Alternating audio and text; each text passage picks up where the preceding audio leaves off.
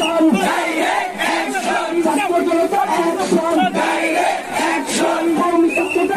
শুধু এটাই বলতে চাই, ইসকন তোমরা এটা মনে রাখো, এটা গুজরাট না, এটা হলো বাংলাদেশ, এটা দিল্লি না, এটা হলো বাংলাদেশ।